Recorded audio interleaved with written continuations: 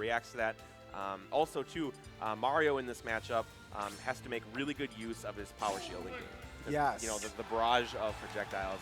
Another thing is that sex kick nair that he has is super, super useful. So what can you tell me about Toon Link in this matchup? I'm definitely going to be expecting a lot of, definitely be expecting the zoning game because he has a solid disjoint too.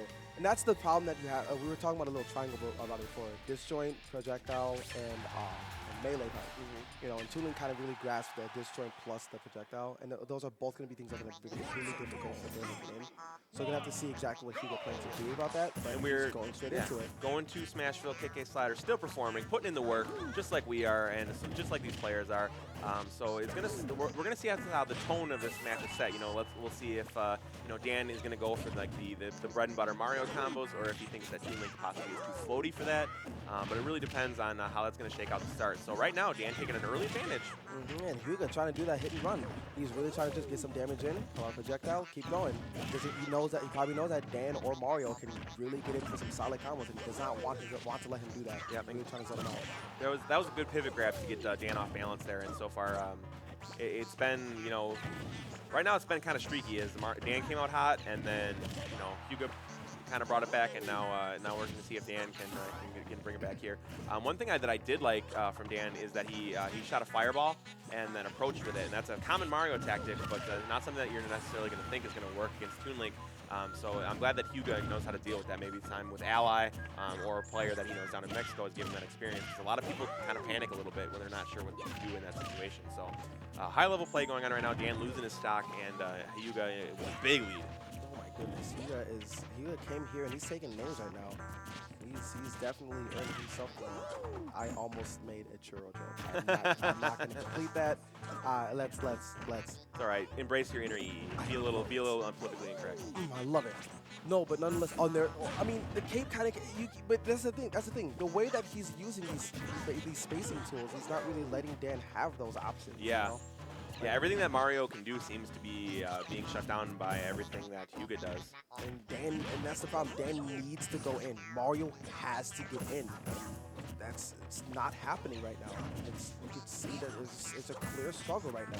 Yeah, missed with the forward smash there, gets up tilted to up air, and that's 81%. Yeah, that's heavy damage, and he can't really deal with that. Oh, and a forward smash, and that'll take care of it. So wow, and a pivot one too. Hyuga showing that he knows Mario. Oh yeah. Doesn't matter whose Mario it is. Could be Ally, could be Dan.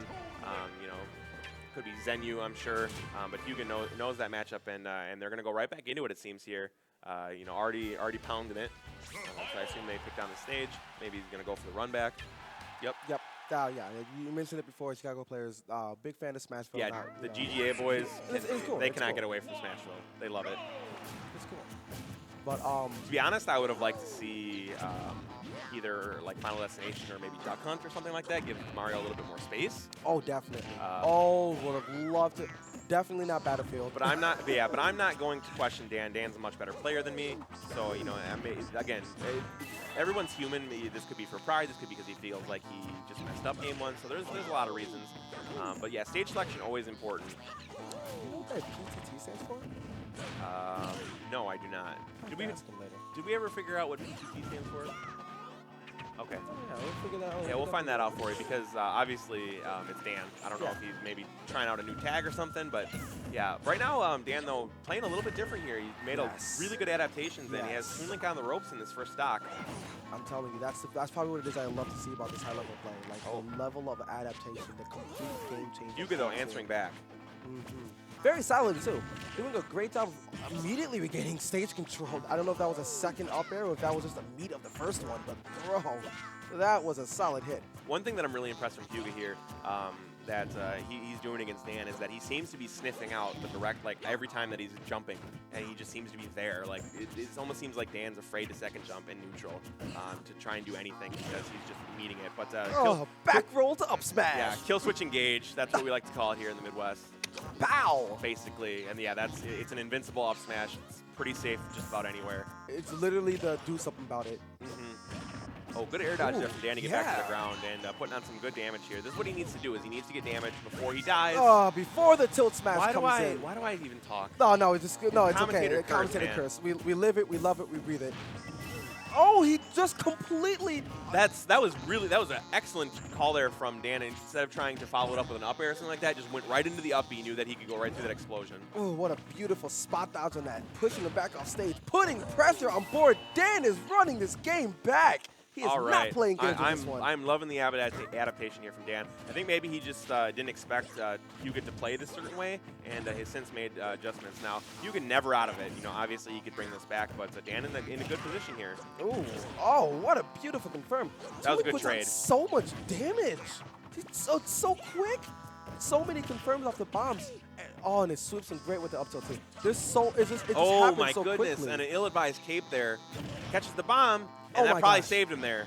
Oh my gosh. Because I was really afraid that we were going to see back air to death. But like I said, we are matched up in percents here. This is Dan's winner's side life. And not able to get it. Not able to keep it The on hold. clutch factor from Hyuga, he was down big and just kept playing his game and was able to bring it back. Dan did great that second game. He performed so much better after that. He immediately picked up. He changed his game. Hyuga just did. He had great confirms.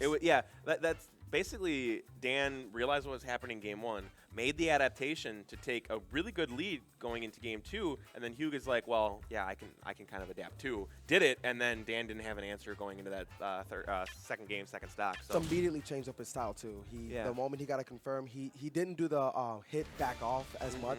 He was like, I'm going in for confirms. I'm putting pressure on board now. I kill switch engage. You know.